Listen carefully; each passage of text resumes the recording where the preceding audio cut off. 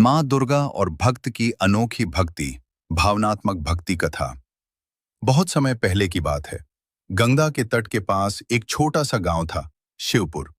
उस गांव में एक अत्यंत गरीब लेकिन सच्चे हृदय का व्यक्ति रहता था। उसका नाम था माधव।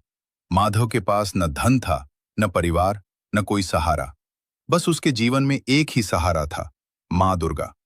माधव रोज सुबह उठकर सबसे पहले माँ दुर्गा की मिट्टी की मूर्ति के सामने दीप जलाता और कहता, माँ, मेरे पास कुछ नहीं है, पर मेरा हृदय तुझे समर्पित है। वो भीख मांगकर जीवन यापन करता, लेकिन जो भी थोड़ा बहुत मिलता, उसमें से पहले माँ को भोग लगाता।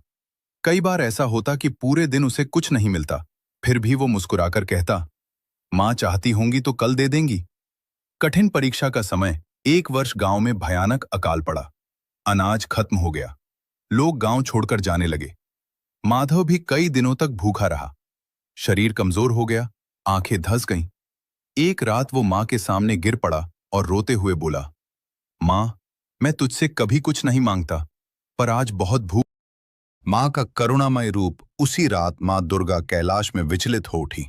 मां ने कहा, मेरा भक्त भूखा है और मैं यहां सिंहासन पर बैठी रहूं? ये कैसे हो सकता है? मां ने अपने दिव्य तेज को छिपाया और एक साधारण स्त्री का रूप धारण किया। फटे कपड़े, सिर पर आंचल, आंखों में करुणा। और अगले ही क्षण वो शिवपुर गांव में प्रकट हुई। नौकरानी के रूप में मां सुबह होते ही माधव ने देखा कि उसके झोंपड़े के बाहर एक स्त्री खड़ी है। वो बोली, बेटा, मैं बेसहारा हूं। अगर मुझे अपने घर में काम दे दो तो तुम्हारे घर का काम संभाल लूंगी। माधव चकित रह गया। मां, मेरे पास तो खुद खाने को नहीं है, मैं तुम्हें क्या दूंगा? स्त्री मुस्कुरा दी, जो मिलेगा वही खा लूंगी।